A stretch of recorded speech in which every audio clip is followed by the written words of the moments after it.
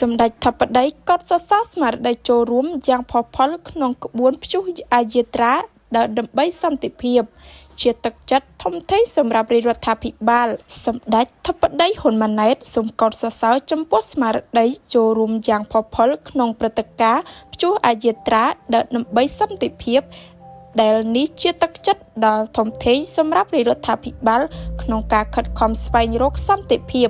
សម្រាប់ជាតិនិងប្រជាជនកម្ពុជាលើបណ្ដាញសង្គមផ្លូវការសម្ដេចធិបតីនាយករដ្ឋមន្ត្រីកាលពីថ្ងៃទី18ខែធ្នូបានបង្ហោះសារយ៉ាងដូចនេះថា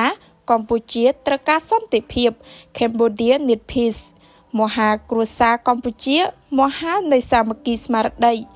តែមួយសម្លេងតែមួយបានស្រែកឡើងគឺកម្ពុជាត្រូវការសន្តិភាពសូមផ្ញើជូនពិភពលោកពីបេះដូងដ៏បរិសុទ្ធនិងចេតនាដ៏ស្មោះស្ម័គ្របំផុត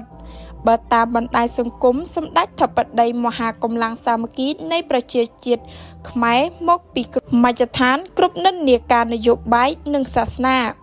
បានមកជួបជុំគ្នាក្រោមស្មារតីខ្មែរតែមួយដើម្បីធ្វើព្យុះអាយាត្រាដើម្បីសន្តិភាពរបស់មហាគ្រួសារខ្មែរបានចាប់ផ្ដើមចេញដំណើរ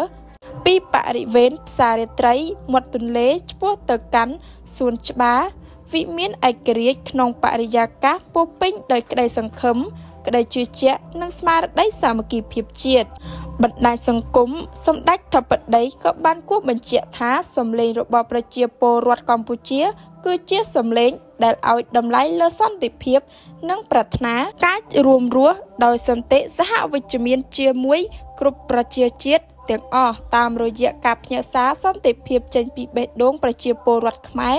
ទៅកាន់សង្គមជាតិនិងសហគមន៍អន្តរជាតិថាកម្ពុជាមិនចង់ឃើញការបំផ្លិចបំផ្លាញវិនាសកម្មនិងការបាត់បង់អាយុជីវិតណាមួយឡើយទោះជាក្នុងកលៈទេសៈឬបរិបទណាក៏ដោយជាមួយគ្នានេះសម្ដេចធិបតីនាយករដ្ឋមន្ត្រីសូមកោតសរសើរនិងថ្លែងអំណរគុណចំពោះស្មារតីចូលរួមយ៉ាងផុសផុលដែលនេះជាទឹកចិត្តដ៏ធំធេងសម្រាប់រាជរដ្ឋាភិបាលក្នុងការខិតខំស្វែងរកសន្តិភាពសម្រាប់ជាតិនិងប្រជាជនកម្ពុជាសូមអរគុណដល់សហភាពសហព័ន្ធយុវជនកម្ពុជា